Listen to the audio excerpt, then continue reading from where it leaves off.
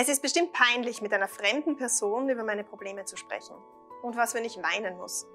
Die Psychologin wird denken, ich bin komplett verrückt. Und womöglich kann mich der Psychologe überhaupt nicht leiden. Diese und viele andere Gedanken beschäftigen Klientinnen von mir, wenn sie zum ersten Mal zu mir in die Beratung kommen. Mein Name ist Kerstin, ich bin Psychologin bei InstaHelp und in diesem Video erzähle ich dir, wie es abläuft, wenn du zum ersten Mal beim Psychologen bist. Viele Menschen denken, psychologische Beratung kann man nur dann in Anspruch nehmen, wenn man den Alltag überhaupt nicht mehr bewältigen kann oder schwer psychisch erkrankt ist.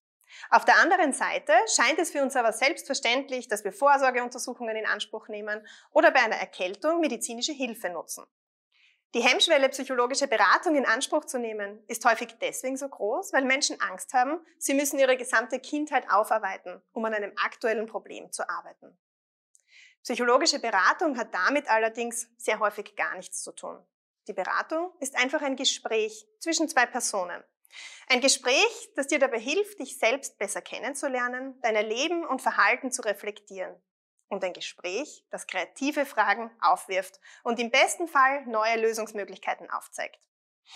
Hast du dir beispielsweise schon einmal folgende Fragen gestellt? Was würde denn passieren, wenn dein Problem von heute auf morgen wie durch ein Wunder einfach verschwinden würde? Wie würde sich dein erster Tag in Freiheit anfühlen? Was würdest du tun? Welche Menschen würden dies noch merken? Und vor allem, was kannst du heute tun, um diesem Wunder noch ein Stück näher zu kommen? Bist du neugierig geworden? Dann tauch ein ins Abenteuer und lass dich überraschen.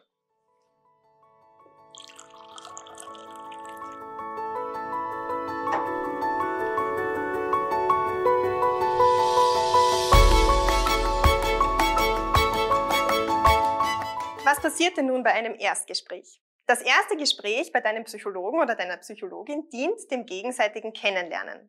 Hier sind alle Fragen erlaubt, ganz besonders auch von deiner Seite. Denn auch du hast die Chance, dein Gegenüber kennenzulernen und herauszufinden, ob eine längerfristige Begleitung auf deinem Lebensweg für dich vorstellbar ist. Denn eines steht fest, neben Professionalität und Fachkenntnis ist die wirklich wichtige Basis für ein erfolgreiches Miteinander eine vertrauensvolle Beziehung zwischen Psychologinnen und Klientinnen.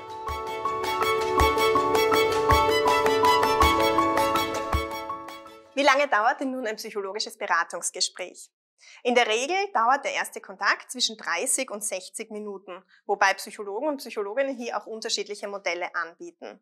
Für dich ist wichtig zu wissen, egal wie lang der Termin geplant ist, wenn du dich nicht wohlfühlst, kannst du diesen natürlich auch jederzeit abbrechen.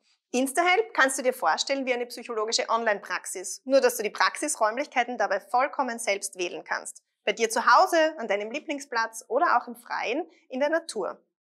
Das erste Gespräch bei InstaHelp dauert 30 Minuten und dient dem gegenseitigen Kennenlernen. Du selbst kannst entscheiden, wie du diese Zeit gestalten möchtest. Vielleicht möchtest du mit dem Psychologen ganz unkompliziert hin und her schreiben. Möglicherweise hast du aber auch Lust auf ein Telefonat oder möchtest die Psychologin in einem Videotelefonat persönlich kennenlernen.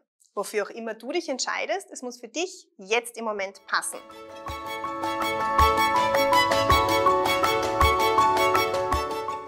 Vielleicht fragst du dich auch, wie viel kostet denn eigentlich ein psychologisches Beratungsgespräch? Psychologinnen legen ihre Preise ganz individuell fest. Der Vorteil bei InstaHelp ist, dass die Preisgestaltung ganz transparent ist und das Gespräch bei allen Psychologen und Psychologinnen gleich viel kostet. Du kannst die Preisgestaltung ganz flexibel an deine individuelle Situation anpassen. Nach dem ersten Gespräch entscheidest du selbst, wie oft und wie lange du mit deinem Psychologen kommunizieren möchtest. Möchtest du den Kontakt gerne regelmäßig einmal pro Woche, kurz oder lang, oder reicht dir vielleicht ein Beratungsgespräch einmal im Monat? Wofür auch immer du dich entscheidest, wichtig ist, dass du dich dabei wohlfühlst und es zu deiner aktuellen Situation passt. Was du sonst noch brauchst, eine große Portion Neugier und die Vorfreude darauf, dich auf neue Perspektiven in deinem Leben einzulassen.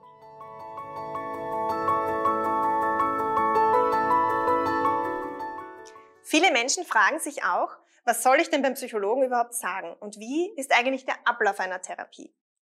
Psychologische Beratung hat glücklicherweise nichts mit einer Prüfungssituation zu tun und eine Vorbereitung ist von deiner Seite eigentlich nicht notwendig.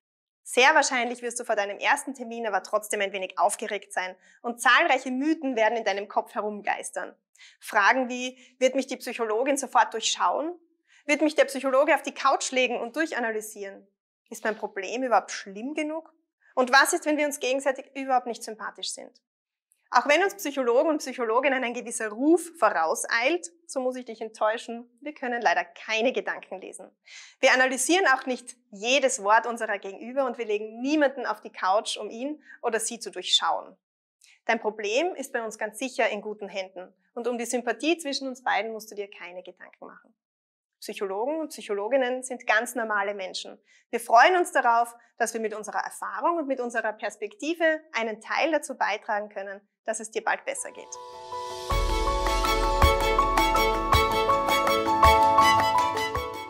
Folgende Fragen werden beispielsweise bei einem Erstgespräch gestellt. Wie geht's dir heute? Was sind momentan die größten Herausforderungen für dich? Welche Gedanken, Probleme und Sorgen haben dich zu mir geführt? Was brauchst du, damit du dich bei mir wohlfühlst? Und was hast du schon alles versucht, um dein Problem zu lösen?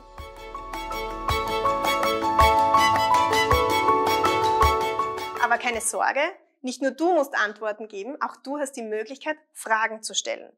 Diese Fragen könntest du bei einem ersten Gespräch stellen. Wann wird es mir endlich besser gehen? Was sind eigentlich Ihre Schwerpunkte und worin sind Sie ausgebildet?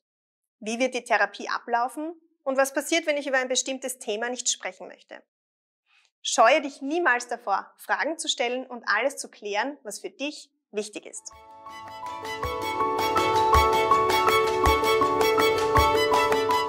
Folgende Tipps können dir helfen, dich auf dein erstes Gespräch gut vorzubereiten. Punkt 1. Versuche dir nicht allzu viele Gedanken zu machen und überlasse die Gesprächsführung deinem Psychologen oder deiner Psychologin.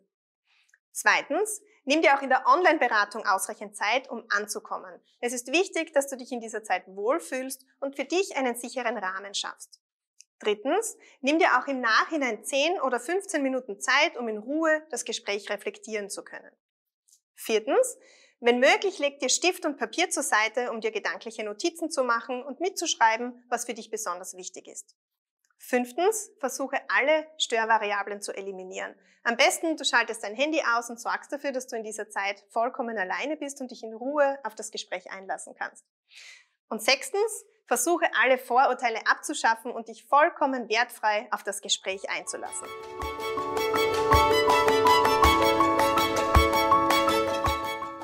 Was du auf jeden Fall machen solltest, wenn du dich plötzlich unwohl fühlst, ist, dass du zusätzlich zur psychologischen Beratung auch eine medizinische Untersuchung vornehmen lässt. Dadurch können eventuell physische Ursachen ausgeschlossen werden. Wenn du Themen in die Beratung mitbringst, die für die Online-Beratung nicht geeignet sind, wird deine Psychologin dir dabei helfen, jemanden vor Ort zu finden, bei dem du in diesem Moment gut aufgehoben bist. Solltest du fremd- oder selbstgefährdende Gedanken haben, dann ist die Online-Beratung momentan nicht der richtige Ort für dich. Suche bitte unbedingt eine Krisenberatungsstelle vor Ort. In den allermeisten Fällen decken wir in der Online-Beratung aber ein sehr breites Themenfeld ab. Psychologische Hilfe kann immer dann hilfreich sein, wenn du ein Problem hast, bei dem du selbst einfach nicht mehr weiter weißt. Wir bei InstaHelp freuen uns darauf, dich kennenzulernen.